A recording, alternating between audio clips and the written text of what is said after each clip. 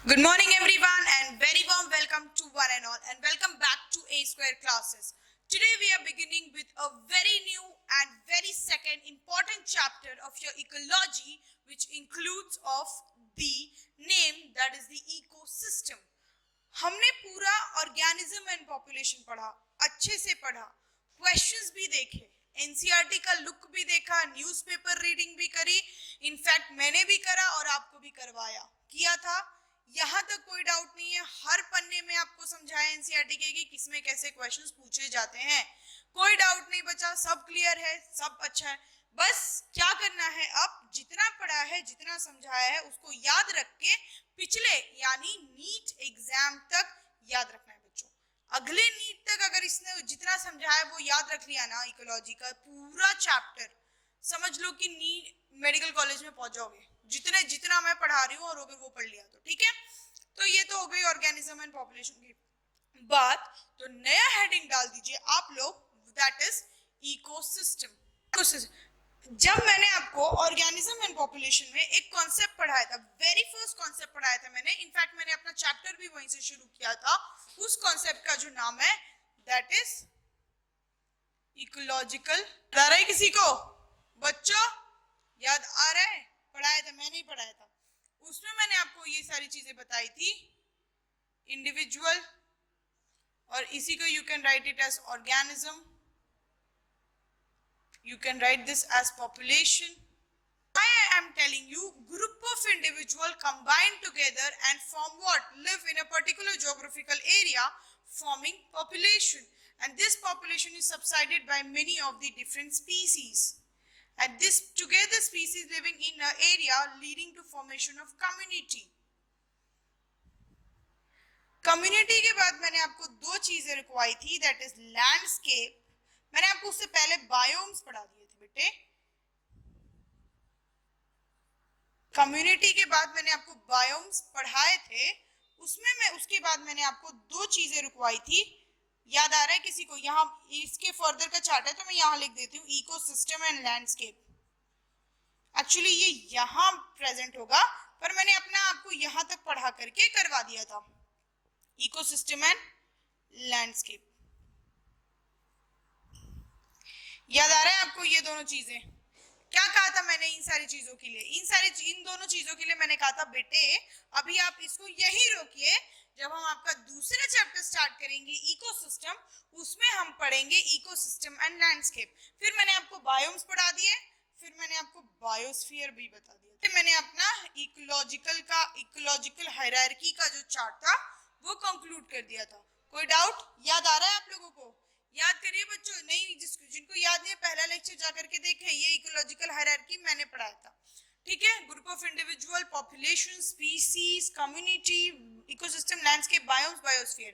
पर मैंने जब इकोसिस्टम एंड लैंडस्केप आया ये कम्युनिटी में, below community, and then I have told you that you keep it pause and we will study in ecosystem.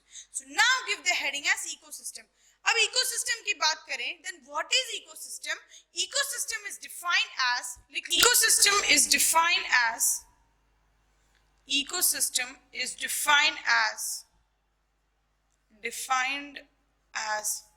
self-regulatory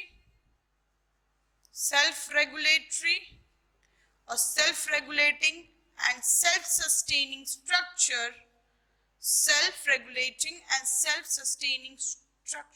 structure of nature, part of nature, consisting different communities। हाँ बेटा देखो, ecosystem is defined, definition को तोड़ के समझाती हूँ, ध्यान से समझना। Ecosystem is defined as self regulating, self sustaining. Self regulating मतलब रेगुलेटर्स वाला कॉन्सेप्ट पढ़ाया था, खुद की बॉडी टेम्परेचर, खुद का ऑस्मोटिक कंडीशन, एनवायरनमेंट के हिसाब से अडेप्ट कर लेना और उसी से अपने बॉडी टेम्परेचर को रेगुलेट करना और उस एटमॉस्फेयर में बने रखने की जो एबिलिटी होती है ऑर्गेनिज्म की, उसी को हमने रेगुलेटर्स कहा था। याद है बच्चों? ऑर्गेनिज्म एंड पॉपुलेशन इसलिए पढ़ाया था, ठीक है। एंड सेल्फ सस्टेन, जब रेगुलेट कर लिया तो अपने आप को मेंटेन कर लो उस एनवायरनमेंट में सरवाइव करने के लिए। समझ में आया? Part of nature consisting different communities and their physical environment. तो इससे क्या कंक्लूड होता है कि ये क्या कंसिस्ट करता है? फर्स्ट ऑफ ऑल ये एक वैसा सिस्टम है, ये एक नेचर का वैसा पार्ट है जिसमें organisms self regulating, self sustaining होते हैं। पहली बात तो होते हैं, अपनी बॉडी टेम्परेचर, अपना ऑर्गेनिक मैटर वो खुद ही अडेप्ट हो जाते हैं सराउंडिंग को, एनवायरनमेंट को। तो सेल्फ रेगुलेटिंग, जैसा उनको एनवायरनमेंट मिला उसी एनवायरनमेंट में अडेप्ट हो जाते हैं। वो क्या हो जाते हैं? वो अडेप्ट। समझ में आया बेटा? देखना, it is a part of nature. ये किसका पार्ट है? नेचर का पार्ट है, which consist of different communities. आप पढ़ा, बताओ, कम्युनिटीज पढ़ा है ना आपको? क्या होते हैं communities? Different types of communities मैंने पढ़ा है। जाके कम्युनिटीज का वीडियो देखिए, क्लियर हो जाएगा। पहले स्पीसीज पढ़ाया था, फिर उसके बाद स्पीसीज के बाद स्पीसीज में तीन चीजें बताई थी आप लोगों को, critical link species, ketone species and the main species which I have told you that was we have seen different phenomenon of holo species, alien species। याद आ रहा है बेटा आपको? याद करो, ठीक है? वो सारी चीजें मैंने आपको पढ़ाई। फिर मैंने उसके बाद आपको कम्युनिटी पढ़ाया था। किस लिए पढ़ाया था कम्युनिटी? क्योंकि आगे के चैप्टर्स आपको क्लियरली समझ में आ जाए। समझे? So I was telling you that this ability of an organism to maintain, किस लिए पढ़ाया था मैंने कम्युनिटी? आज के दिन के लिए पढ़ाया था, और उनकी फिजिकल एनवायरनमेंट भी उस कम्युनिटी, उस नेचर में आती है। ठीक है, इतना समझ में आया? कोई डाउट? डेफिनेशन क्लियर है? ठीक है, अब देखते हैं जो इकोसिस्टम है इसके टू डिविजिबल कैटेगरीज होते हैं। क्या होते हैं बेटा? कोई बताओ? It has two divisible categories. It's divided into two divisible categories which includes two different parts, that is terrestrial ecosystem and water or aquatic ecosystem. Water or aquatic ecosystem. बेटा organism and population अगर आप लोगों को याद होगा तो मैंने आपको बताया था इकोलॉजी के दो टाइप्स होते हैं, ऑटोकोलॉजी एंड सिनिकोलॉजी। याद आया? याद करो बेटा। उसी वक्त मुझे कुछ बच्चों ने डाउट में स्पेसिफिकली पूछा था, मैम एनसीईआरटी में तो दिया है कि इकोलॉजी में दो टाइप्स होते हैं, that is terrestrial and what? Aquatic. But beta, am I talking only about ecology? I'm talking one part of ecology, which is what? Ecosystem. समझ में? पहले बेटा पूरा पढ़िए, पूरा समझिए, फिर क्वेश्चन कीजिए। Once you understand the concept, what I'm talking, that time I give you benefit of doubt. You raise your voice and ask for the question. अब समझ में आया ये टेरेस्ट्रियल और एक्वाटिक क्यों था? I could have told you this at that time. नहीं बेटा, ये इकोसिस्टम का पार्ट है। But why should I tell you at that time? When we are learning organism and population, we should first be clear of those 2 points. And एक और चीज, जिसने भी जो डाउट पूछे थे मुझसे, सारे बच्चों में से मैंने उन सभी को ये चीज बताया था कि बेटा जी, that is aquatic and terrestrial is based on habitat. Is based on habitat. On basis of habitat के basis पे हम टेरेस्ट्रियल और एक्वाटिक इकोसिस्टम हम क्लासिफाई करते हैं। अब समझ में आया? इकोलॉजी के सिर्फ दो ही पार्ट्स होते हैं, ऑटोकोलॉजी या सिनोकोलॉजी। लेकिन जब आप इकोसिस्टम पढ़ते हो तो उसके टू टाइप्स होते हैं, based on their habitat it is divided into aquatic ecosystem and terrestrial ecosystem. What is terrestrial ecosystem? Organism or ecosystem present on land, वैसे इकोसिस्टम जो लैंड पे प्रेजेंट होते हैं उन्हीं को हम लोग क्या कहते हैं? Terrestrial ecosystem. क्या कहते हैं? Terrestrial ecosystem. And the ecosystem which is found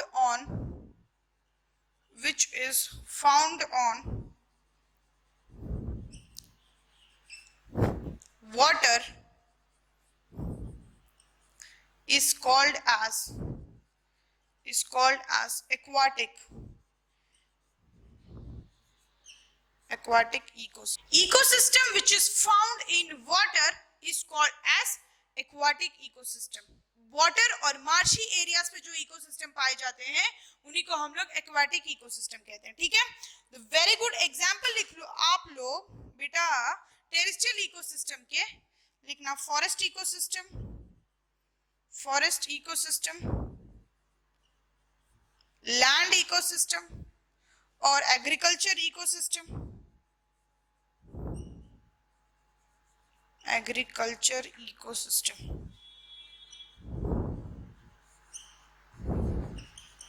समझ में? Forest ecosystem, agriculture ecosystem, many other things. Aquatic ecosystem का आप एग्जांपल लिख लो. Marine ecosystem, marine ecosystem, lake ecosystem, pond ecosystem. क्या लिखोगे बेटा जी? Pond ecosystem. है कोई डाउट यहां तक? डेफिनेशन बताया इकोसिस्टम के. डिविजिबल टू कैटेगरीज होते हैं based on their habitat, that is terrestrial ecosystem and aquatic ecosystem. Terrestrial ecosystem उस वैसे इकोसिस्टम को कहते हैं दैट इज ऑर्गेनिज्म और ecosystem present on the land. Aquatic ecosystem वैसे इकोसिस्टम को कहते हैं ecosystem which is found in water is called as aquatic ecosystem. कोई डाउट है यहां तक? चलो, agriculture ecosystem and forest ecosystem terrestrial ecosystem का एग्जांपल है. और अगर मैं एक्वाटिक इकोसिस्टम की बात करूं तो which includes marine, lake and pond ecosystem. Any doubt? Talking about next ecosystem type or next phenomenal type of ecosystem, which is basically two types. ecosystem के two parts होते हैं. Either they are available naturally, either they are man-made. So give the heading as ecosystem divide होता है two types में. कौन-कौन से? Terrestrial and aquatic. But they are mainly two based on the habitat. But naturally there are two types of ecosystem, which includes बेटा जी लिख लो, which includes ecosystem, which includes anthropogenic और पहला लिखना natural ecosystem system और इसी को हम लोग man-made भी कहते हैं बेटा. चलो, इकोसिस्टम के टू टाइप्स बताए मैंने आपको, natural ecosystem and anthropogenic ecosystem. What is natural ecosystem? लिख लो, the ecosystem which is present naturally. The ecosystem, लिखना बेटा, the ecosystem naturally or by nature is called natural ecosystem. Natural ecosystem. वैसा ecosystem जिसमें the ecosystem which is present naturally, जिसमें human का और man made का कोई भी इन्वॉल्वमेंट नहीं होता. it is present directly in the surrounding or directly in the nature. उस टाइप ऑफ इकोसिस्टम को हम लोग क्या कहते हैं? Natural ecosystem. क्या कहा बेटा? Natural ecosystem. the ecosystem which is present naturally by nature is called as what? Natural ecosystem. वो नेचर में डायरेक्टली प्रेजेंट होता है, वहां पर मैनमेड इन्वॉल्वमेंट नहीं होता. एग्जाम्पल लिख लो, पॉन्ड इकोसिस्टम. मराइन इकोसिस्टम भी लिख लो, हमने कुछ बनाया नहीं है उसमें, वो खुद ही वैसे हैं. दूसरा एग्जाम्पल लिखो, मराइन इकोसिस्टम जो कि नेचुरल इकोसिस्टम है. दूसरा पॉइंट आता है कि एंथ्रोपोजेनिक इकोसिस्टम वैसा ecosystem which has involvement of human beings or which is involved by the man-made. Such type of ecosystem is called as what? Anthropogenic or man-made ecosystem. क्या कहते हैं उसको? Anthropogenic और man-made. तो लिख लो, the ecosystem which is present. ठीक है बेटा, समझ में आया? The ecosystem which involves man-made activities, उसी को हमने क्या कहा? Anthropogenic ecosystem. And very good example of it is aquarium. Aquarium में कैसा? एक्वेरियम का एक एग्जांपल से समझाती हूँ. लिख लो एक्वेरियम. दूसरा एग्जांपल लिख लो एग्रीकल्चर. कोई डाउट है यहां तक? समझ में आया? एक्वेरियम में क्या है? Suppose you keep fishes. Suppose there is a storage can. You have water built system in this artificial water build system. यहाँ पे वाटर है आपका बेटा, ठीक है बच्चों. चलो यहाँ पे you have kept some amount of fishes, आपने रखे हैं कुछ फिशेस, ठीक है बेटा जी, फिश रखे. यहाँ पे only you do this fishes get this food और obtain their food from producers? बिल्कुल नहीं. You yourself give them food, you yourself regulates the water, you yourself clean the water. जब पानी गंदा हो जाता है वेस्ट मैटर ऑफ फिशेस की वजह से, तो आप खुद पर खुद ही उनको क्लीन कर देते हो, ठीक है. फिशेस को खाना भी आप खुद ही दे रहे हो. क्या वहां पर कोई प्रोड्यूसर्स है जो प्लांट है ये जो फूड बना रहे हैं and that is eaten by the fishes, और either there any kind of consumers like zooplankton which is if fishes can eat those amount of primary consumers like zooplankton and all, ऐसा है? बिल्कुल नहीं है ना. So that type of, and it is made by man, it has been considered for its own like citation view, or it has considered for its own happiness or joy. वैसे type of ecosystem को क्या कहते हैं? man made ecosystem. समझ में आया बेटा? अब देखते हैं कुछ साइज के हिसाब से इकोसिस्टम रहता है, जैसे कि जिसको किसी को मैक्रो इकोसिस्टम बोलते हैं, किसी को माइक्रो इकोसिस्टम बोलते हैं, फॉरेस्ट को मीजो भी बोल देते हैं बेटा. तो चलो हेडिंग डालो ecosystem based on the size. समझ में आया बेटा? यहाँ तक कोई डाउट है? डेफिनेशन समझाया, फिर 2 डिविजिबल कैटेगरीज बताए आपको, और फिर इकोसिस्टम के 2 टाइप्स बताए, ठीक है बेटा जी. चलो नाउ लिखो ecosystem based on the size. So write it as ecosystem based on size. Ecosystem based on size, which involves ecosystem can be small. That is referred to as what? That is refers to as micro ecosystem. जिसी को micro ecosystem, इसी को हम लोग क्या कहते हैं बेटा? एग्जाम्पल दो कोई. चलो पॉन्ड, ठीक है बेटा. चलो फिर उसके बाद इकोसिस्टम कैन बी स्मॉल, उसी को हम लोग क्या कहते हैं? Nano ecosystem. क्या कहते हैं? Nano ecosystem. जिसका वेरी गुड एग्जाम्पल दो कोई बेटा. एक्वेरियम ही ले लो, किचन गार्डन ही ले लो आप लोग, किचन गार्डन. समझ में आया? कोई doubt? Ecosystem can B small, ecosystem can be very small. जो स्मॉल होते हैं उसका एग्जांपल है micro ecosystem, can be very small, the example is nano ecosystem. और उसका एग्जांपल क्या है? एक्वेरियम और किचन. जो किचन गार्डन, ठीक है बेटा, जो इकोसिस्टम वेरी स्मॉल है उसको हम लोग क्या कहते हैं? Nano ecosystem. Few ecosystem can be large. Example है ocean. क्या बेटा? Ocean. ठीक है.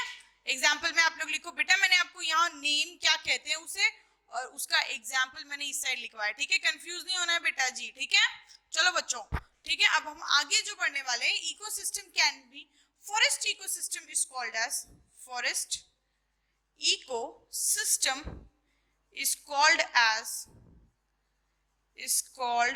एज क्या कहते हैं फॉरेस्ट इकोसिस्टम को? Meso ecosystem. मीजो. कोई डाउट? एग्जाम्पल क्या है? फॉरेस्ट. मीजो इकोसिस्टम का अगर कोई आपसे एग्जाम्पल पूछे तो चुपचाप से आप क्या टिक मार्क करोगे? Meso ecosystem, that is example is forest. दूसरी चीज agro ecosystem. Agro ecosystem that is agriculture land, that is agriculture ecosystem. System is the largest man-made ecosystem. क्या है बेटा ये? largest man-made ecosystem. कोई डाउट है बेटा आपको? कुछ इकोसिस्टम बेस्ड ऑन साइज को क्या क्या कहते हैं? तो इकोसिस्टम कैन बी स्मॉल, जिसको हम लोग माइक्रो इकोसिस्टम भी कहते हैं, ठीक है बेटा. और उसका सबसे अच्छा एग्जांपल क्या है? पॉन्ड. फिर ecosystem can be very small, जिसको हम लोग नैनो इकोसिस्टम कहते हैं, जैसे कि एक्वेरियम हो गया या फिर किचन गार्डन हो गया. Ecosystem can B large also. क्या हो सकता है? This can be also large, जिसका वेरी गुड एग्जाम्पल है मेगा इकोसिस्टम. और ओशन, जिसको हम लोग मेगा इकोसिस्टम कहते हैं, उसका एग्जाम्पल है ocean. Forest ecosystem is also large ecosystem and it is referred to as meso ecosystem. कोई डाउट है बेटा? चलो, agro ecosystem, that is agriculture ecosystem, is the largest man-made ecosystem. क्या है ये? It is the largest man-made ecosystem. कोई doubt? Clear? तो देखो, इकोसिस्टम यहां तक साइज के बेसिस पे क्लासिफाइड था. You know, few other examples of man-made ecosystem अगर लिखना चाहो तो लिख लो बेटा जी. Few examples of man-made ecosystem include man-made ecosystem, constructions, garden, dam constructions. लिख लो बेटा garden, aquarium and etc. कोई डाउट है यहां तक? नहीं?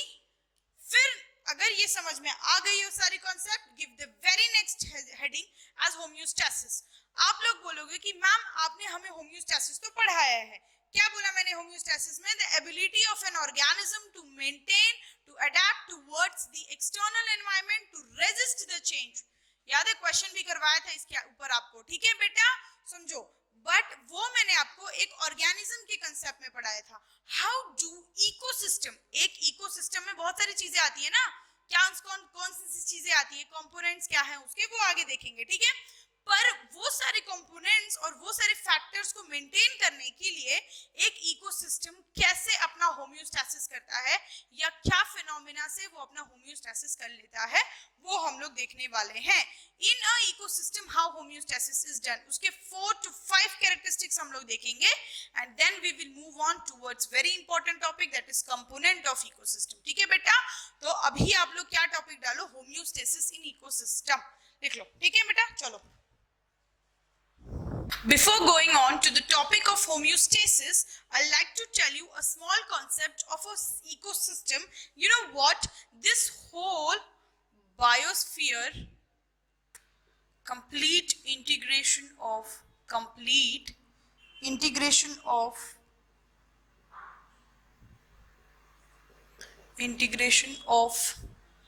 small ecosystem.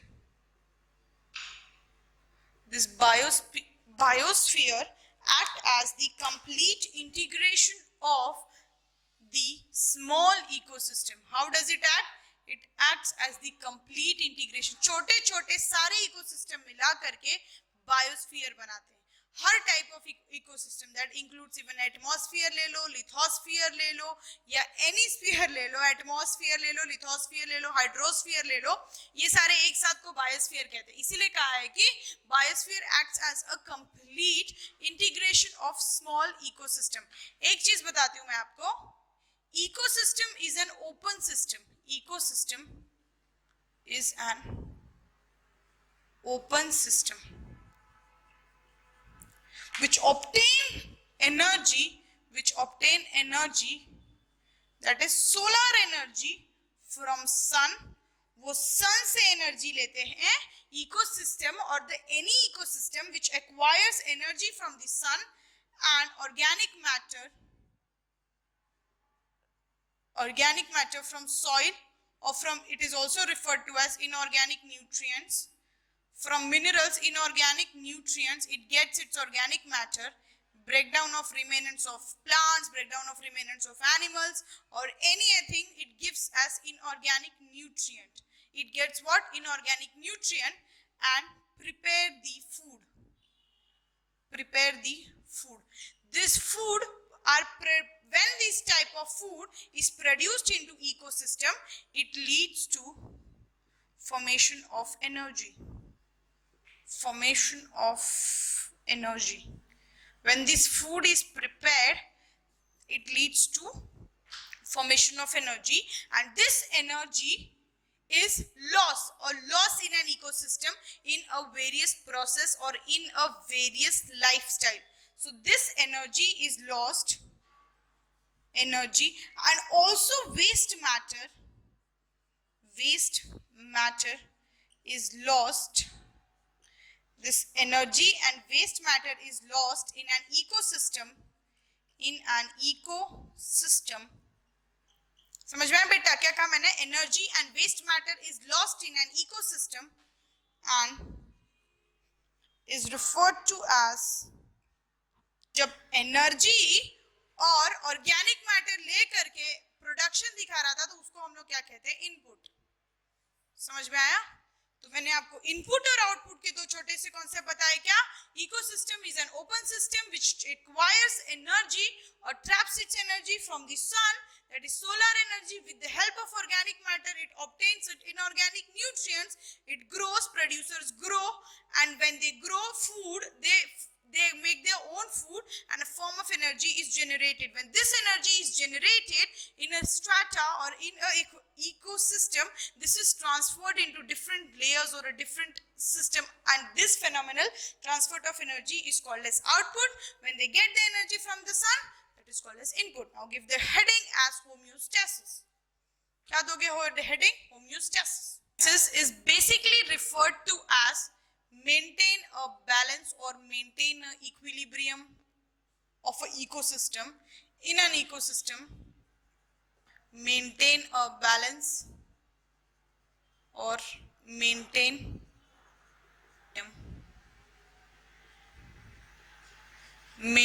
a balance or to maintain a equilibrium. Ecosystem tries to maintain its equilibrium condition, या फिर वो बैलेंस होता है सराउंडिंग के साथ साथ अपने एनवायरमेंटल कंडीशन को अडेप्ट करते हुए, उसी को हम लोग कहते हैं homeostasis is seen in ecosystem, and it basically depends on 4 characters which includes of the very first character is carrying capacity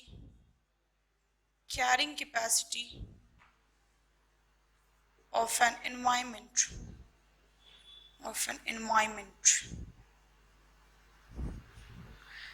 दूसरा लिख लो, you can also write it as carrying capacity of an ecosystem,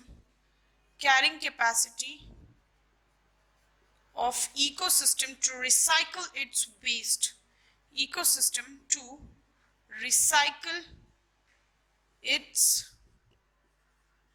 waste, कोई doubt? तीसरा लिख लो, self regulation through the effect of density and reproductive potential. Self regulation through the effect of density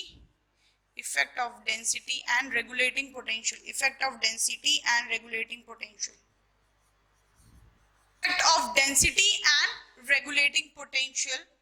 और इसी को लिख सकते हो reproductive potential.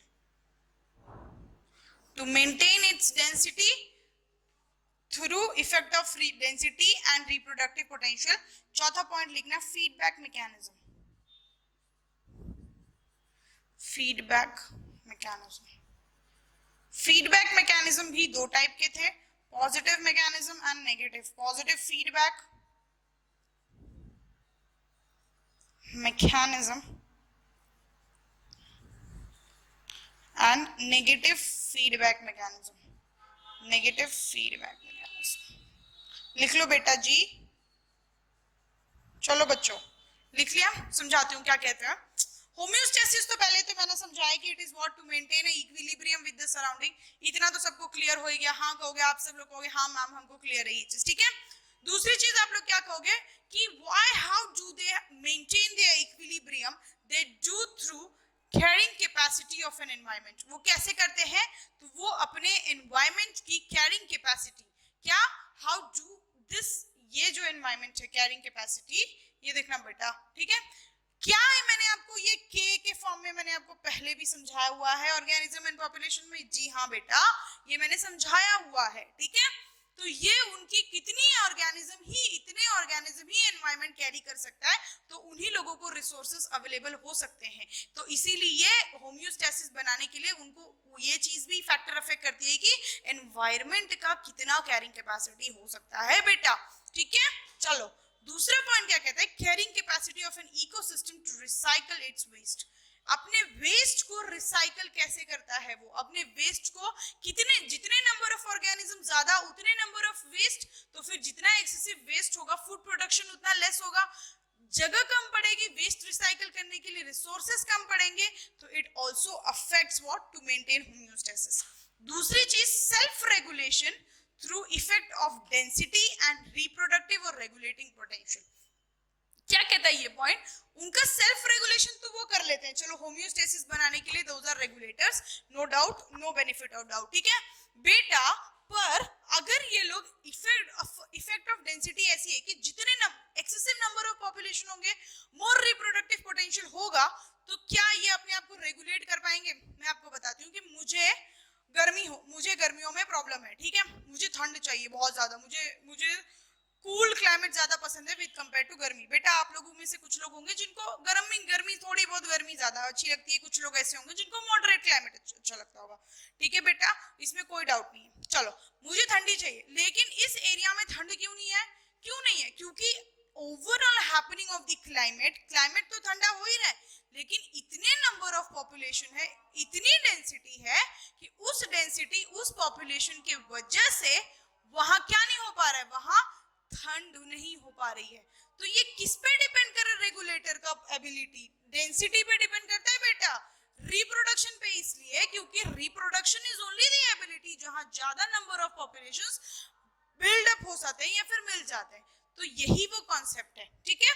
फीडबैक मैकेनिज्म ये वैसा मैकेनिज्म है through which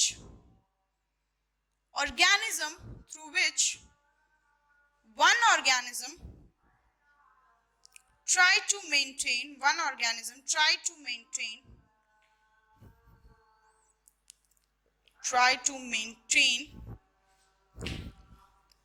the population of other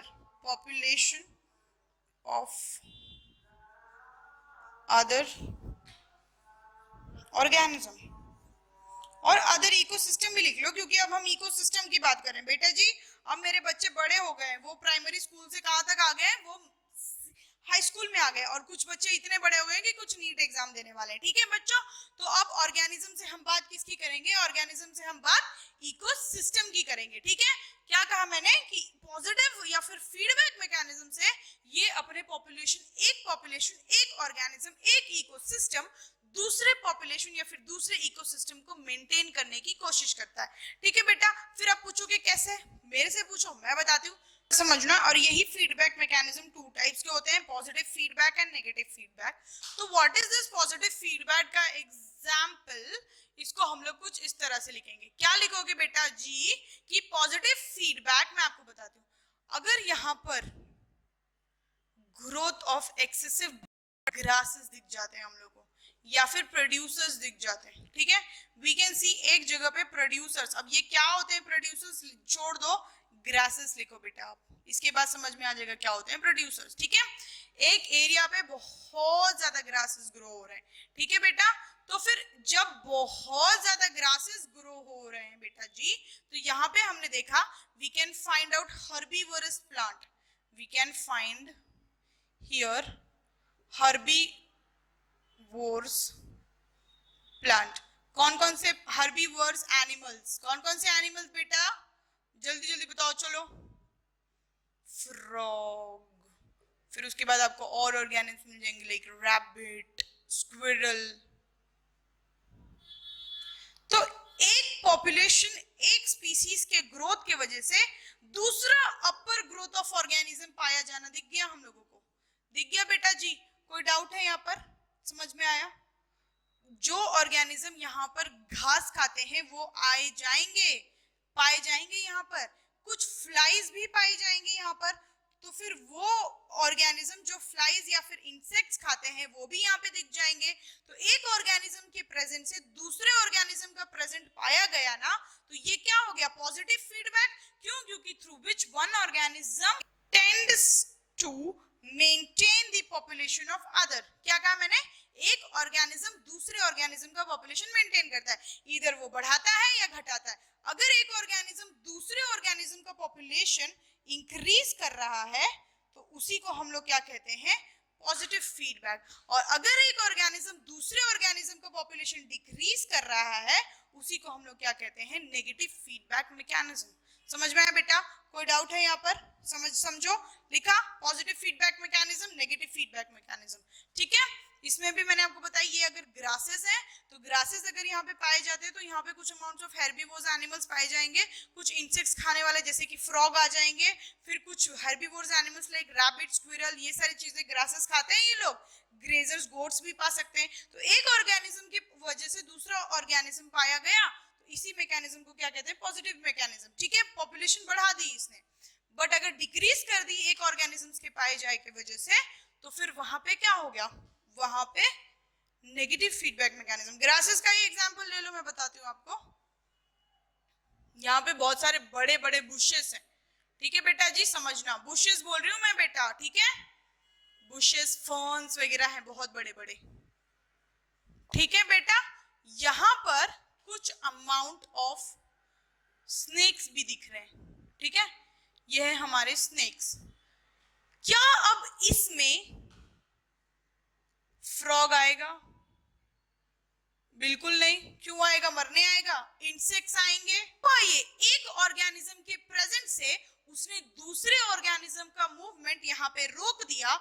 उसी टाइप ऑफ मैकेनिज्म को हम लोग क्या कहते हैं, नेगेटिव फीडबैक। एक ऑर्गेनिज्म का एग्जिस्टेंस दूसरे ऑर्गेनिज्म की पॉपुलेशन को कंट्रोल करा, उसी को हमने क्या कहा, पॉजिटिव फीडबैक। समझ में आया बेटा जी?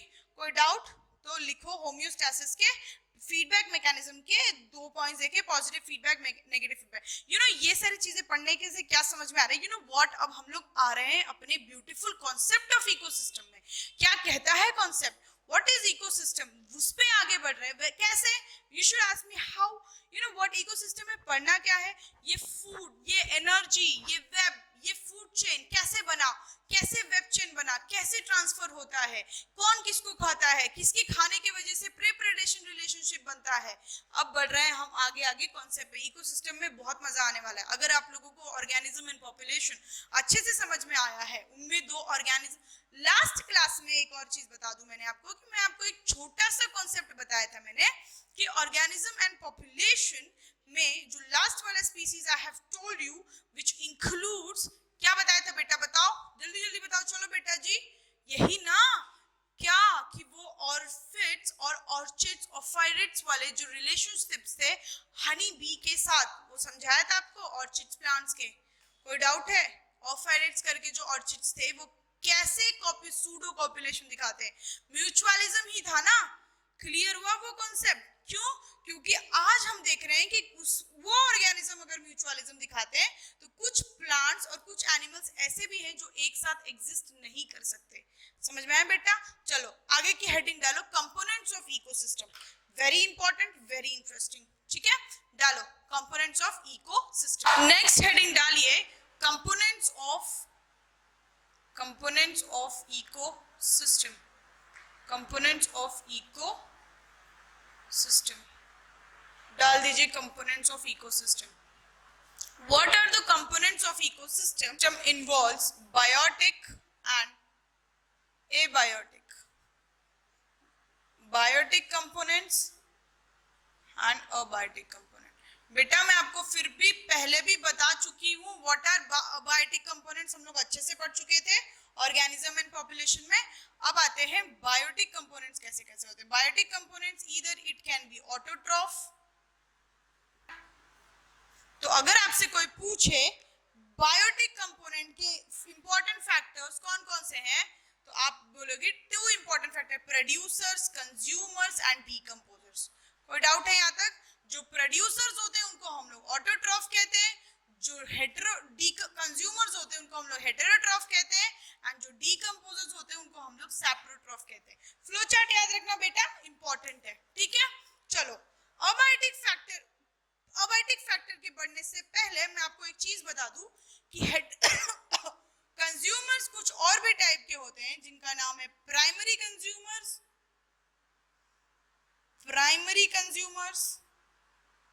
सेकेंडरी कंज्यूमर्स जी, टर्शियरी कंज्यूमर्स। ठीक है बेटा, समझे? सो ये फ्लो चार्ट याद रखना बेटा कितने, और टर्शियरी कंज्यूमर्स के बाद उसके ऊपर का जो फॉइल और ऊपर का जो एरिया आ जाता है उसी को हम लोग कहते हैं टॉप कंज्यूमर्स। ठीक है बेटा। बायोटिक और बायोटिक कंपोनेंट्स होते हैं। बायोटिक कंपोनेंट्स को हम लोग प्रोड्यूसर्स, कंज्यूमर्स, डीकंपोजर्स 3 टाइप में डिवाइड करते हैं। फिर consumers are further divided into primary consumers, secondary consumers, tertiary consumers and top. समझ में आया? Top consumers. ठीक है बेटा। अबायोटिक कंज्यूमर, अबायोटिक कंपोनेंट की मैं आपको बात करूं तो which include temperature, which include water, which include wind, which include soil, gases, humidity, pH। pH का फुल फॉर्म बताओ केमिस्ट्री वालों, जल्दी जल्दी बताओ। Potential hydrogen. ठीक है बेटा। Temperature, water, wind, soil, gases, humidity, pH. Topographic. Abiotic factor को क्लियरली 3 पार्ट में डिवाइड करें तो वो हो जाता है एज क्लाइमेटिक, कुछ टोपोग्राफिक कंडीशंस पढ़ाया था। तो स्टडी ऑफ सॉइल, और स्टडी ऑफ सॉइल क्या कहा था मैंने आपको? पीडोजेनेसिस।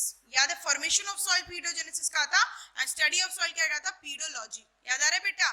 और मैंने इसको कहा था factors related which we study is also referred to as edaphic factor. जाओ जाके सॉइल का वीडियो वापस देखो बच्चों। तो मैंने आपको बताया अबायोटिक फैक्टर 3 चीजों पे फर्दर क्लासिफाइड हो सकते हैं, which includes climatic, topographic and edaphic factors. ठीक है बेटा, कंफ्यूज नहीं होना है, ध्यान से समझो। बायोटिक कंपोनेंट तो पूरा देख लिया। क्या होते हैं biotic components? Biotic components are those components which are related to life, growth and development. इन्हीं 3 चीजों के हिसाब से जो इर्द गिर्द घूमते हैं ना बेटा। हो गई ना हिंदी अच्छी मेरी? ठीक है, चलो। जो इन्हीं 3 कंपोनेंट के इर्द गिर्द घूमते हैं उन्हीं को हम लोग क्या कहते हैं? Biotic component. ठीक है बेटा। What do you say in abiotic component? We say it includes climatic, topographic and edaphic factors. उनमें से टोटल इन तीनों फैक्टर्स के बेसिकली 3 टाइप होते हैं। टोपोग्राफिक फैक्टर तो ये एक अकेला फैक्टर हो जाता है जिसमें एल्टीट्यूड, स्लोप्स, लैटिट्यूड, लॉन्गिट्यूड वाले रीजन की बात करते हैं, जो मैंने आपको बायोम्स में फिर भी समझाए होंगे बेटा जी। ठीक है। Temperature, water, wind, gases, humidity, mineral content and precipitation and light talks about what? It talks about climatic conditions. ये जो सारे लाल वाले टिक मार्क कराए ना मैंने, रेड वाले जो टिक मार्क है बेटा, that is what climatic conditions. Red stands for, मैंने जो ये सारे फैक्टर्स में से रेड के टिक मार्क करा हुआ है, that is climatic factor. ठीक है बेटा। टोपोग्राफिक फैक्टर्स में बैकग्राउंड भी ऐड कर लो, क्योंकि दिस बैकग्राउंड वाला जो फिनोमेना है आपको ये जल्द से जल्द समझ में आ जाएगा क्यों कहा था मैंने। पीएच और पीएच ऑफ सॉइल रिलेटेड का जो कॉन्सेप्ट है उसको हम लोग एडेफिक फैक्टर्स में पढ़ेंगे। ठीक है। तो टोटल मैंने आपको अबायोटिक फैक्टर 12 अबायोटिक फैक्टर बताए, जिसमें से कुछ अबायोटिक फैक्टर्स क्लाइमेटिक जोन्स होते हैं, कुछ क्या होते हैं? कुछ टोपोग्राफिक होते हैं। Topographic factors related to what? Which related to slope, which related to altitude, latitudes, वो सारी चीजें हम देखेंगे। फिर मैंने आपको बताया edaphic factors. Edaphic factors are those factors which are related to soil and soil availability and growth of the organism. इससे बढ़कर कोई एडेफिक फैक्टर्स नहीं होता। तो 12 फैक्टर्स में से मैंने आपको सबसे अच्छे से टेम्परेचर मैंने पूरा पढ़ा दिया है। जो टेम्परेचर ऑर्गेनिज्म एंड पॉपुलेशन में पढ़ने वाले थे, फिर से हम वही थोड़ा सा आगे वाला स्टेप इकोसिस्टम में देखने वाले थे। कौन सा इकोसिस्टम में जो टेम्परेचर देखने वाले थे, मैंने एक ही साथ दोनों को सॉर्ट करके टेम्परेचर मैंने ऑर्गेनिज्म एंड पॉपुलेशन में बना दिया था। आप लोगों को दिक्कत हो रही थी कि मैम ये वीडियोस इतने ज्यादा, मैम ये कंटेंट इतने ज्यादा है, पढ़े कैसे? क्यों बेटा? बेटा सिर्फ बोर्ड एग्जाम नहीं देना है, नीट एग्जाम भी देना है। और नीट एग्जाम का मतलब है आप जितने इजीली सॉर्टिफाइड करके पढ़ोगे ना, उतना आसान होगा आपके लिए पढ़ना। ठीक है बेटा। तो सुनो, जो टेम्परेचर, अब हमें यहाँ टेम्परेचर अलग से पढ़ने की जरूरत है? बिल्कुल नहीं है। क्यों? क्योंकि हम वो ऑलरेडी पढ़ चुके हैं ऑर्गेनिज्म एंड पॉपुलेशन में। और यहाँ का भी अब फिर आप बताइए, मैंने वहां आपको टेम्परेचर पढ़ाया, फिर मैंने आपको अलग से यहाँ पे पढ़ाया। Is it valuable? अरे आप लोग grown up, you're grown up kids. I know you will do it. Tomorrow you're going to treat patient. Will you behave like that? Obviously not. So temperature हमारा डन है. Water हमारा हो चुका है. Water के लिए भी मैंने एक पर्टिकुलर क्लास लगवाया था आप लोगों के लिए, एक पर्टिकुलर वीडियो बनाया था. क्यों? क्योंकि आज की जो कॉन्सेप्ट है वो सारी चीजें क्लियर हो सके. ठीक है बेटा जी. विंड, विंड मैंने वैसे एयर के फॉर्म में आपको पढ़ाया है, पर मैं कुछ कुछ पॉइंट्स विंड में लिखवा दूंगी क्योंकि जो थोड़े बहुत इकोसिस्टम से रिलेटेड थोड़े इंपॉर्टेंट हो. तो विंड को आप लोग फिर से डॉट कर लीजिए. सॉइल भी मैं आपको, भाई सॉइल तो 2 वीडियो में पढ़ा दिया, इसका भी ये पता है. अब जितना सॉइल मैंने पिछले वीडियो में पढ़ाया ना, इन चारों चैप्टर्स में से जो तोड़ तोड़ के सॉइल आप लोग पढ़ने वाले थे ना, उसमें आपको कोई जरूरत नहीं है ये पढ़ने में. ये कॉन्सेप्ट सॉइल का यहाँ पढ़ो, ऑर्गेनिज्म एंड पॉपुलेशन में यहाँ पढ़ो, इकोसिस्टम में यहाँ पढ़ो, बायोडाइवर्सिटी कंजर्वेशन में ये पढ़ो, फिर एनवायरमेंटल इश्यूज में ये पढ़ो. कोई जरूरत नहीं है. जाओ 2 आवर्स का बेसिक वीडियो सॉइल का देखो. स्टार्टिंग से शुरू करा हुआ है, खत्म पूरा एनवायरमेंटल इकोलॉजी का करा हुआ है सॉइल मैंने. ठीक है, एनवायरमेंटल इशू तक कंप्लीट है. तो सॉइल भी वापस पढ़ाने की जरूरत नहीं है. क्यों? पढ़ा चुकी हूं मैं. जाओ जाके ऑर्गेनिज्म एंड पॉपुलेशन का सॉइल वीडियो देखो, लेक्चर्स देखो. ठीक है, चलो.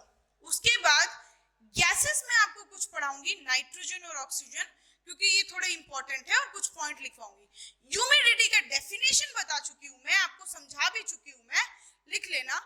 लेकिन मैं आपको कुछ पॉइंट लिखवा दूंगी जो कि इकोसिस्टम में इंपॉर्टेंट लग सकता है. ठीक है बेटा. पीएच भी मैं आपको पढ़ाऊंगी, सॉइल से रिलेटेड है थोड़ा. कौन से टाइप ऑफ ऑर्गेनिज्म पाए जाते हैं, तो आप लिख लो कि एसिडिक पीएच में स्नेल और अर्थवर्म नहीं पाए जाते. वो सब मैं आपको पीएच में बताऊंगी. धैर्य रखिए, धैर्य रखो मेरे बच्चों. चलो, टोपोग्राफिक भी मैं आपको बताऊंगी, मिनरल कंटेंट भी मैं आपको इसमें बताऊंगी, क्योंकि ये टोटल इकोसिस्टम से रिलेटेड है. ठीक है बेटा. लाइट हम अच्छे से पढ़ चुके हैं. कोई डाउट है? याद है किसी को? किसी को कोई डाउट है प्लीज अभी पूछो. ठीक है. लाइट भी मैंने आपको, लाइट के एक वीडियो होगा स्पेशलाइज्ड लाइट, उसमें पूरा कवर किया है मैंने, जिसमें मैंने आपको स्ट्रैटिफिकेशन ऑफ लेक का भी एग्जांपल दिया है. टेम्परेचर बेसिस और लाइट कितना जाता है उससे भी मैंने आपको लेक डिवाइड किया था. याद आ रहा है? मेटा मिलियन, एपी मिलियन, ये सारी चीजें. लिम्नियन, लिम्नियन से याद रखने के लिए जाओ जाके पन्ने पलटो. ठीक है. तो लाइट भी मैंने आपको वहीं कंप्लीट कर दिया, जाके वीडियो रेफर करिए.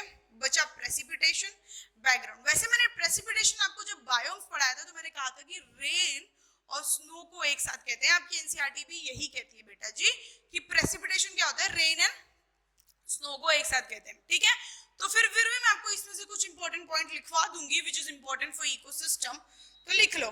बैकग्राउंड भी जब मैंने आपको मिमिक्री पढ़ाई थी उसमें मैंने बताया था, और बैकग्राउंड का एक इमेज दिया था कि एक ऑर्गेनिज्म दूसरे ऑर्गेनिज्म की मिमिक्री करता है. कैमोफ्लेज पढ़ाया था, मिमिक्री पढ़ाई थी. वो किस लिए पढ़ाया था, वो बैकग्राउंड समझ में आया तब मैं बताती हूँ. ठीक है. चलो, फिर क्या क्या पढ़ने वाले हैं हम अबायोटिक फैक्टर में. चलो टिक मार्क लगा लेते हैं बेटा जी. क्या पढ़ेंगे? विंड पढ़ेंगे, गैसेस पढ़ेंगे, पीएच और ह्यूमिडिटी का एक कॉमनली बताऊंगी मैं.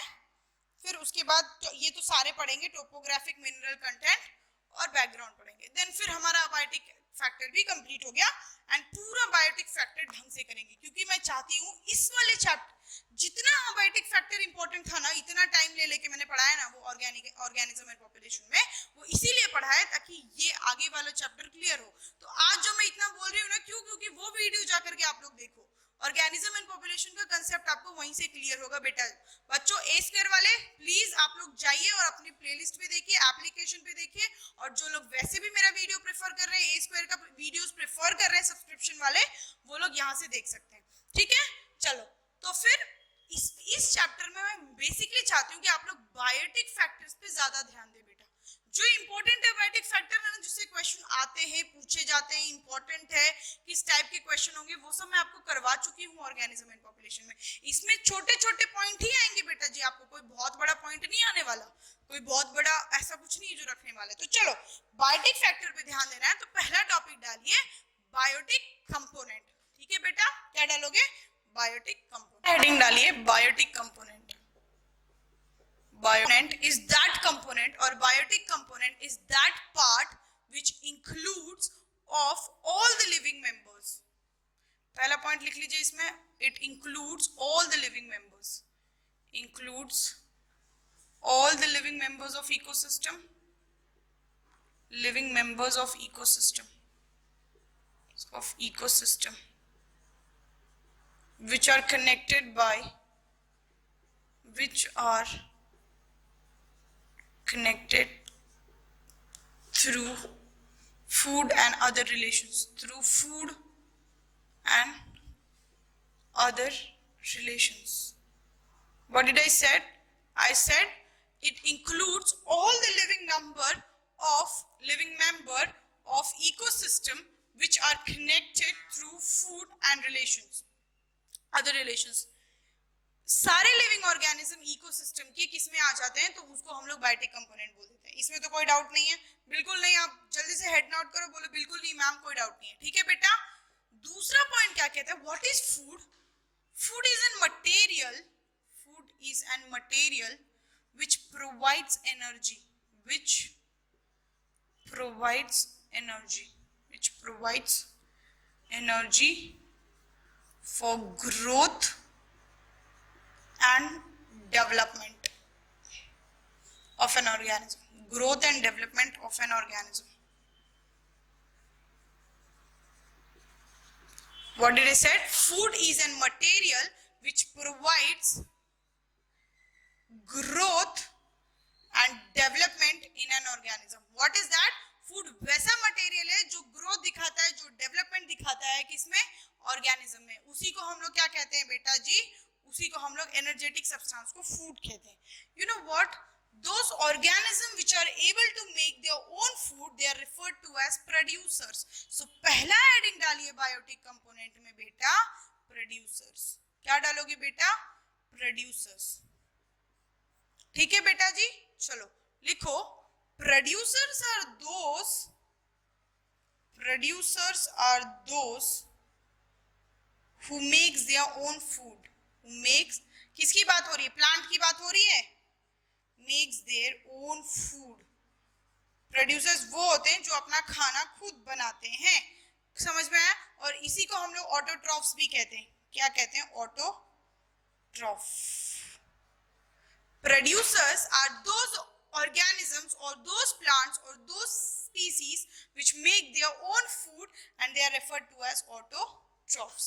कोई doubt? They are also called as producers or also called as transducers. They are also called as transducers. Why they are called as transducers?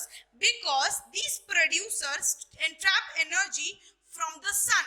पहले वाला कॉन्सेप्ट याद करो. सन से एनर्जी लिया, ऑर्गेनिक मैटर सॉइल और इससे लिया और क्या बनाया? फूड बनाया अपना. तो बेसिकली सोलर एनर्जी ली ना. They obtain energy from where? They obtain energy from sun and they transferred this energy. They producers, they obtained solar energy and converted into chemical energy to make their own food by the process that is called as photosynthesis. They obtained solar energy and converted into chemical energy to make their own food, and this process is called as what? Photosynthesis. Through photosynthesis ही तो ये अपना क्या करते हैं बेटा? अपना food बनाते हैं. ये इसीलिए इनको ट्रांसड्यूसर्स कहते हैं क्योंकि ये एनर्जी को भी कन्वर्ट करते हैं. कौन सी एनर्जी को कन्वर्ट किया इन्होंने? सोलर एनर्जी को कन्वर्ट किया. किसमें? Converted into chemical energy. When this chemical energy or organic substance is formed, it gives energy.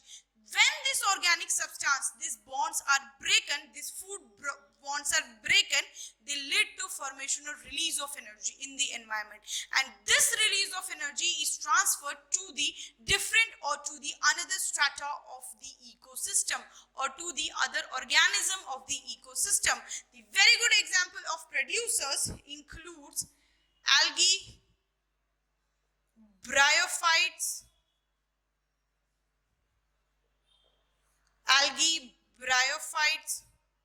you can also etc. other green plants. ठीक है? You know what? Example of producers. Floating organism में floating water, जो water बहुत stream से जाता है, उनमें shallow water अगर होता है ना, shallow water में rooted plants पाए जाते हैं. Shallow water has rooted producers, क्योंकि वहां पे वो प्रोड्यूसर सबसे ज्यादा प्रोडक्शन में हेल्प करते हैं, इसीलिए उनको हम लोग मैक्रोफाइट्स भी बोलते हैं बेटा। क्या बोलते हैं बेटा जी? Macrophytes. Shallow water has rooted producers, वो जो थोड़ा पानी होता है ना, डीप पानी जो बहुत ही ज्यादा वो क्रॉस कर जाता है उनसे। वाटर का फिर से जाके डायग्राम देखिए, यहाँ पे पढ़ाते हुए मैंने आपको डायग्राम दिखाया होगा, please go clear with this. Such plants are called as what? Macrophytes. जो टेरेस्ट्रियल है उनके producers, terrestrial ecosystem has producers, rooted trees as producers। समझ में आया बेटा? क्या कहा? terrestrial ecosystem has rooted trees as producers। जो प्रोड्यूसर्स रूटेड होते हैं ना ग्राउंड में, नट्स में, उसी को हम लोग क्या कहते हैं? प्रोड्यूसर्स। और वो किस में पाए जाते हैं? टेरेस्ट्रियल में। एक और एग्जांपल लिख लो, डीप ओशंस में जो प्रोड्यूसर्स होते हैं ना, उनको हम लोग फाइटोप्लैंक्टन्स कहते हैं। और ये फ्री फ्लोटिंग प्लांट वगैरह मैंने आपको बताया होगा, प्लीज बच्चों याद रखना, ठीक है? Phytoplanktons are those which are producers in oceans, that's all about your producers। पहला पॉइंट था ये हमारा, ठीक है बेटा? मैंने आपको बताया biotic components are those components which are linked with the living members of an ecosystem। वो किससे लिंक्ड होते हैं? वो लिविंग मेंबर्स ऑफ इकोसिस्टम में लिंक्ड होते हैं, and which are connected through food and other relations to different environment। वो food और other relations से different environment में linked होते हैं। Now food is a material which provides energy for growth and development of an organism। मैंने आपको बताया what is food, ये वैसा मटेरियल है जो ग्रोथ और डेवलपमेंट के लिए एनर्जी प्रोवाइड करता है, ठीक है बेटा? Then comes what is producers are those which makes their own food, उनको ऑटोट्रॉफ्स भी कहते हैं। They are also referred to as transducers. Why they are referred to as transducers? They convert photo energy या फिर solar energy into chemical energy by the process to make their own food, that is called as photosynthesis। इसीलिए उनको हम लोग transducers भी कहते हैं। और उसके वेरी गुड एग्जांपल्स है एल्गी, ब्रायोफाइट्स, वैस्कुलर प्लांट्स। कुछ वैस्कुलर प्लांट्स भी लिख लो बेटा जी आप लोग, वैस्कुलर प्लांट्स, ठीक है बेटा? चलो, एंड शैलो वाटर में जो होता है ना, वो रूटेड प्लांट्स होते हैं, प्रोड्यूसर्स होते हैं, उन्हीं को हम लोग मैक्रोफाइट्स बोलते हैं, ठीक है बेटा? वाटर वाला वीडियो फिर से जाके देखें अगर डाउट है तो, उसमें समझाया है अच्छे से क्या होता है ये। टेरेस्ट्रियल इकोसिस्टम में जो ट्रीज होते हैं ना, फॉरेस्ट और ये फिर जो trees which are found on the land, this only act as a producers. ये बताया, पॉइंट क्लियर? ओशंस में आपको क्या प्रोड्यूसर्स दिखेंगे? तो उसमें सबसे अच्छा एग्जांपल है फाइटोप्लैंक्टन्स। अब तो बात हो गई प्रोड्यूसर्स की। दूसरा टॉपिक, इंपॉर्टेंट टॉपिक आप इसमें डालिए, जिसको हम लोग कंज्यूमर्स कहते हैं। क्या कहते हैं? कंज्यूमर्स। डालिए बेटा, जल्दी करिए, चलो डालिए। कंज्यूमर्स इन द कंपोनेंट, हम लोग तो क्या पढ़ रहे थे बेटा? कंपोनेंट ऑफ बायोटिक फैक्टर पढ़ रहे थे, तो उसमें डालिए consumers. What are consumers? Consumers are those organism or those heterotrophic organism। First of all, they are how? Heterotrophic। They are heterotrophic in nature, or they are also called as heterotrophs, okay? They obtain their food from the plant, they obtain their food from the plant, और या फिर लिख लो from the producers। कोई doubt है यहाँ पे? बिल्कुल नहीं, होना ही नहीं चाहिए। Consumers are those which directly obtain their food from the plant, उसी को हम लोग क्या कहते हैं? कंज्यूमर्स, ठीक है बेटा? चलो, प्लांट से वो अपना food, they ingest their food ना, वो अपना खाना खाते हैं ना बेटा, हाथ से खाते हैं। दे टेक द फूड और द बोलस और द मॉर्सल ऑफ चपाती और the morsel of organism and they eat it ना, सो इसीलिए उनको हम लोग फैगोट्रॉप्स भी कहते हैं। They ingest their food,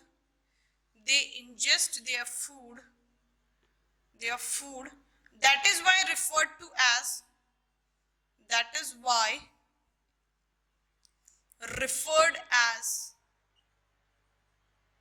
फैगोट्रॉप्स। जो अपना खाना हाथ से खाते हैं ना, चबा करके, उन्हीं को हम लोग फैगोट्रॉप्स कहते हैं बेटा, ठीक है, मंकी एंड ऑल, ये सारे फैगोट्रैप्स में ही आ जाते हैं बेटा जी, ऑल कंज्यूमर्स, ठीक है। This consumers is of 3 important types, actually 4, starting में भी बताया था, अभी भी बता रही हूँ, ठीक है बेटा, समझना। Primary consumers, primary consumers, these are those which eat plant, सीधा सीधा वो प्रोड्यूसर्स को ही खा जाते हैं और सीधा सीधा या फिर वो प्लांट को खाते हैं। इनको हम लोग एक और चीज कहते हैं प्राइमरी कंज्यूमर्स को, they are also referred to as herbivores, herbivores. कोई डाउट है बेटा? बिल्कुल नहीं। They eat what? They eat plant. They are referred to as herbivores.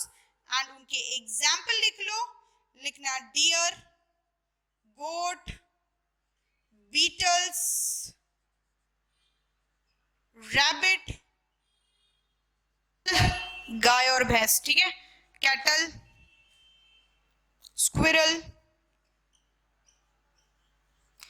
Dear, goat, beetle, rabbits, cattle, squirrel etcetera में डाल दो। आपको पता है कुछ ऑर्गेनिजम्स एक्वाटिक है, हर्बीवोर्स होते हैं। क्या है उनके एग्जांपल्स लिख लो। वो पानी में रहने के बावजूद भी सिर्फ प्लांट खाते हैं, तो कुछ एग्जांपल्स है उसके, लिखना बेटा। एक्वाटिक हर्बीवोर्स का एग्जांपल है, एक्वाटिक हर्बीवोर्स का एग्जांपल है molluscans, crustaceans and few protists। अब ये क्या है? few protists। ये मैंने molluscans क्या होते हैं, crustaceans क्या होते हैं। प्लीज एनिमल किंगडम मेरा लेक्चर जाकर के वापस देखिए, आपको समझ में आ जाएगा कि molluscans कौन से ग्रुप ऑफ ऑर्गेनिजम्स, कौन से किंगडम के कौन से फाइलम को कहते हैं, आर्थ्रोपोड्स किसे कहते हैं, क्रस्टेशियंस किसे कहते हैं, फ्यू प्रोटिस्ट किसे कहते हैं। ठीक है बेटा, कोई डाउट नहीं। तो एक्वाटिक हर्बी वो कुछ ऐसे ऑर्गेनिजम्स भी होते हैं कि पानी में रहने के बाद भी वो सिर्फ क्या खाते हैं, प्लांट को सीधा सीधा इंटेक करते हैं, उसी को हम लोग एक्वाटिक हर्बीवोर्स कहते हैं, जिसका वेरी गुड एग्जांपल है molluscans, crustaceans and few protists। Primary consumers, those consumers which directly eat plant, they are also referred to as herbivores, and the example is deer, goat, cattle, beetle, and also you can write it as rabbit, squirrel, etc. कोई doubt है यहाँ तक? बिल्कुल नहीं, होना भी नहीं चाहिए, ठीक है। Now comes the context of secondary consumer, नहीं होना, ठीक है। Which eat primary consumer, secondary consumers are those which eat primary consumer. ठीक है बेटा, प्राइमरी कंज्यूमर को जो ऑर्गेनिज्म खाते हैं या फिर they depend on primary consumers like deer, rabbit, squirrel, cattle etcetera, उन्हीं को हम लोग क्या कहते हैं, सेकेंडरी कंज्यूमर। ठीक है बेटा, लिखो are also called as carnivores. इनको हम लोग क्या कहते हैं, इनको हम लोग कार्निवोर्स भी कहते हैं। ठीक है, क्योंकि ये प्लांट को खाते हैं। ये क्या, ये प्लांट को खाते थे, इसीलिए हम लोग इनको हेर्बिवोर्स कहते थे। ये क्या, एनिमल्स को खाते हैं ये, इसीलिए इनको हम लोग कार्निवोर्स बोलते हैं। बचपन से पढ़ते आ रहे, herbivores, carnivores animals. Carnivores are those which eats what, which eats of the animal or different species of animal। ठीक है, इसके एग्जांपल्स लिखना बेटा आप लोग, snakes, frog, etc. You can write this example as tertiary consumers किसे कहते हैं हम लोग। ठीक है बेटा, समझो ध्यान से। Those which eats up secondary consumers, also carnivores, these are also carnivores। ठीक है बेटा, इनको हम लोग प्राइमरी कार्निवोर्स बोलते हैं। क्या बोलते हैं हम लोग, प्राइमरी कार्निवोर। प्राइमरी कंज्यूमर्स को खाते हैं, समझ में आया, इसीलिए इनको हम लोग प्राइमरी कार्निवोर्स कहते हैं। जो टर्शियरी कंज्यूमर्स होते हैं, जो eats up secondary consumers, they are called as, हम लोग क्या कहते हैं, which eats up the secondary consumers. क्या समझ में आया बेटा आपको इससे? जो ये सेकेंडरी कंज्यूमर्स को खाते हैं। क्या थे सेकेंडरी कंज्यूमर्स? ये कार्निवोर्स थे जो किसको खा रहे थे? ये प्राइमरी कंज्यूमर्स को खा रहे थे। तो मैं आपको बता रही थी what are tertiary consumers. Tertiary consumers are which eats up the secondary consumers. जो सेकेंडरी कंज्यूमर्स को खा जाते हैं उसी को हम लोग क्या कहते हैं? Tertiary consumers. इसका वेरी गुड एग्जांपल है, लिख लो बेटा अपना, peacock etcetera. Tertiary consumers and also called as secondary carnivores. इन्हीं को हम लोग क्या कहते हैं? सेकेंडरी। ठीक है बेटा, इसको क्या कहा? इसी को हम लोग सेकेंडरी कार्निवोर्स भी कहते हैं। Clear?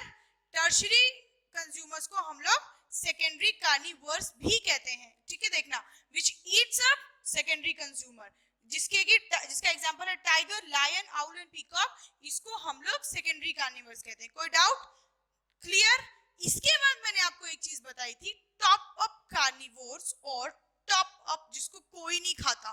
Top carnivores are those carnivores, top carnivores are those carnivores which cannot be eaten up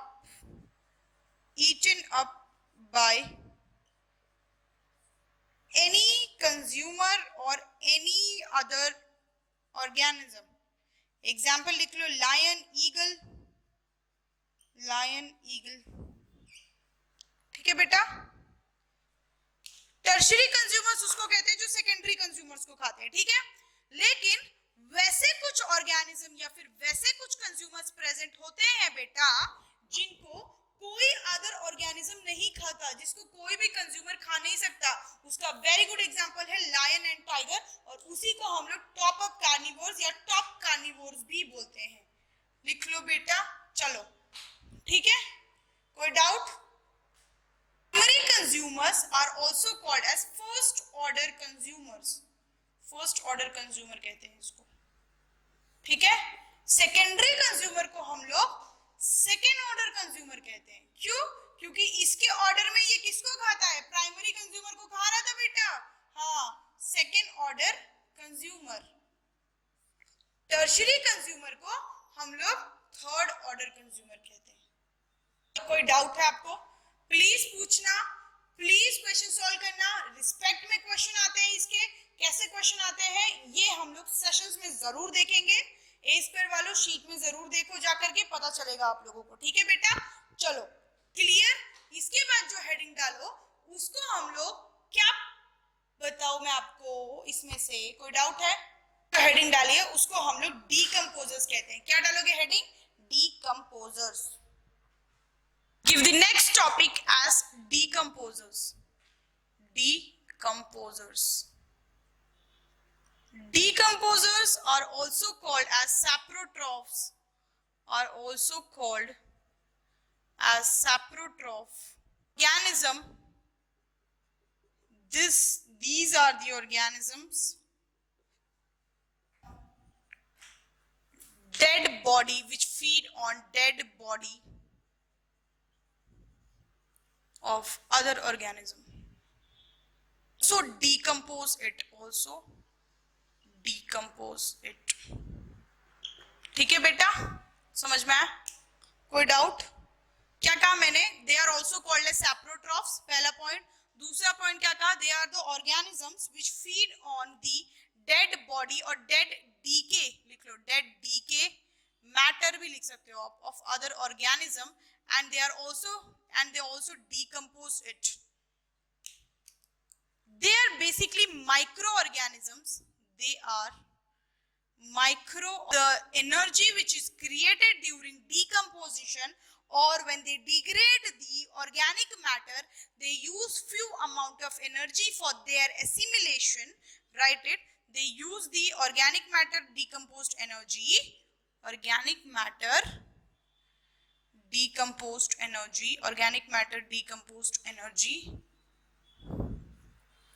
for their own purpose,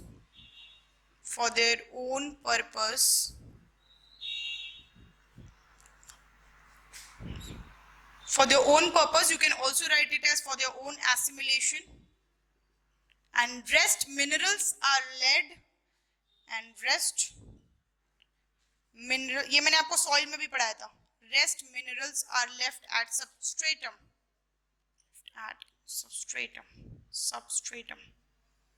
called as, process is called as mineralization, which is usually done by decomposers. बेटा question में ऐसे आते हैं, mineralisation में किसका सबसे बड़ा योगदान है, टिक मार करके आ जाना, किसका है, डीकंपोजर्स का सबसे बड़ा योगदान होता है. ठीक है, क्या कहा मैंने, इनको हम लोग सैप्रोट्रॉफ्स भी कहते हैं. ये किस पे इंटेक करते हैं, अपना dead organism and decay matter पे. They are basically micro organism, छोटे छोटे ऑर्गेनिज्म. ठीक है, they are the organic matter and they decomposed energy for their own assimilation. वो energy को decompose करते हैं अपने खुद के assimilation के लिए. And some amount of energy is left and it is transferred, minerals are transferred to the substratum, to the base. यहाँ पे जो है कुछ amount of minerals are left, जिसको ही हम लोग सॉइल फॉर्मेशन, मिनरलाइजेशन, ये सारे प्रोसेस के लिए यूज करते हैं. कोई डाउट है बेटा? बहुत आसान सा केस है, मैं आपको बताती हूँ. यहाँ पे एक dead organism, dead matter present है, इस पे छोटे छोटे माइक्रो ऑर्गेनिजम्स एक्ट करा. ये माइक्रो ऑर्गेनिज्म से जो एक्ट कर रहे हैं, इसको इन्होंने डिग्रेड करके ये छोटे ऑर्गेनिज्म में बना दिया. फिर उसके बाद ये कुछ खुद के बेनिफिट के लिए यूज कर गए एनर्जी, कुछ एनर्जी एनवायरमेंट में प्रेजेंट है. देखो ऐसे कुछ प्रेजेंट है, बाद में ये खुद डीमिनरलाइज मिनरल्स हो गए ना, ये मिनरलाइज हो जाएंगी और न्यू एनवायरमेंट को मिनरल्स मिल जाते हैं. तो इसमें सॉइल फॉर्मेशन और अदर प्रोसेस में भी इसका बहुत बड़ा हाथ होता है. समझ में आया बेटा? इनका डाउट और इनका ये कॉन्सेप्ट क्लियर है? कोई doubt? They are also called as micro consumers. अच्छा पॉइंट है, लिख लेना. They are also called as micro consumers. They are also called as micro consumers. Micro consumers. क्या बोलते हैं इनको बेटा? इनको micro consumers भी कहते हैं. Why? First of all, they are small in size and they consume what? They consume on dead decay organism. You know what? Consumers जो actual consumers होते हैं ना, consumers, as they are large in size, उनको हम लोग macro consumers भी कहते हैं. We call large size, they are called as macro consumers.